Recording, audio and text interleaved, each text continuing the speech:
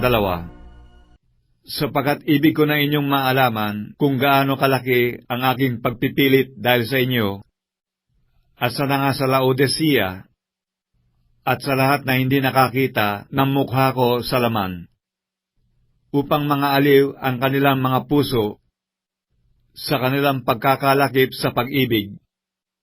at sa lahat na mga kayamanan ng lubos na katiwasayan ng pagkaunawa, upang makilala nila ang hiwaga ng Diyos sa mga tuwid bagay si Kristo, na siyang kinatataguan ng lahat ng mga kayamanan ng karunungan at ng kaalaman. Ito'y sinasabi ko upang huwag kayong madaya ng sinuman sa mga pananalitang kaakit-akit, sapagkat bagaman sa laman ako'y wala sa harap, gayunmay nasa inyo ako sa espiritu, na nagagalak at nakikita ko ang inyong ayos at ang katibayan ng inyong pananampalataya kay Kristo, kung paano nga na inyong tinanggap si Kristo Jesus na Panginoon, ay magsilakad kayong gayon sa Kanya, na nangauugat at nangatatayo sa Kanya, at matibay sa inyong pananampalataya, gaya ng pagkaturo sa inyo, na sumasagana sa pagpapasalamat. Kayo'y magsipag-ingat, baka sa inyo'y may bumihag sa pamamagitan ng kanyang pilosopya at walang kabuluhang pagdaraya, ayon sa salit-saling sabi ng mga tao, ayon sa mga pasimulang aral ng sanglibutan, at di ayon kay Kristo, sapagkat sa kanya'y nananahan ang buong kapuspusan ng pagka-Diyos sa kahayagan ayon sa laman. At sa kanya kayo'y napupuspos na siyang Pangulo ng lahat na pamunuan at kapangyarihan,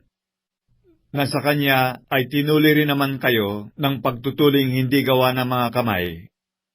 sa pagkahubad ng katawang laman, sa pagtutuli ni Kristo,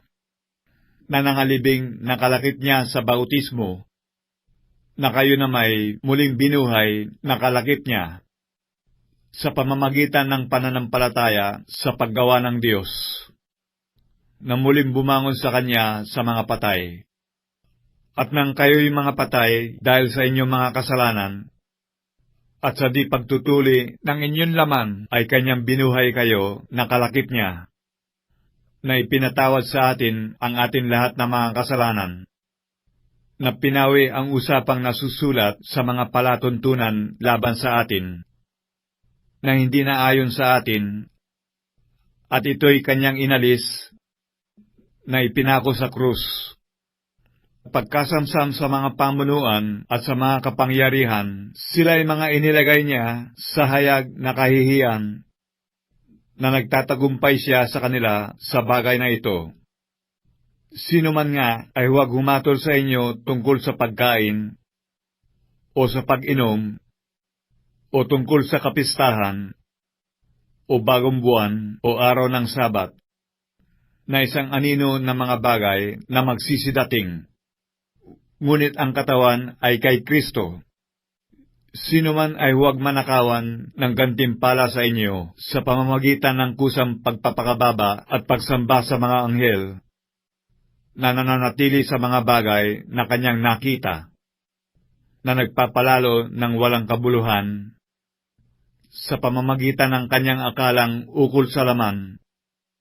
at hindi nangangapit sa ulo, na sa kanya'y ang buong katawan, na inaalalayan at nakalakip sa pamamagitan ng mga kasukasuan at mga litid, ay lumalago ng paglagong mula sa Diyos. Kung kayo'y mga matay, nakalakip ni Kristo mula sa mga pasimulang aral ng sanglibutan, bakit? Nawaring kayo'y nangabubuhay pa sa sanglibutan, kayo'y nangapasasakop sa mga palatuntunan, gaya ng huwag dumampot, ni huwag lumasap, ni huwag humipo. Ang lahat ng mga bagay na ito ay mga sisira sa paggamit, ayon sa mga utos at mga aral ng mga tao. Ang mga bagay na yay katotohanang mayroong anyo ng karunungan sa pagsambang kusa at sa pagpapakababa, at sa pagpapakahirap sa katawan, ngunit walang anumang kabuluhan laban sa ikalalayaw ng laman.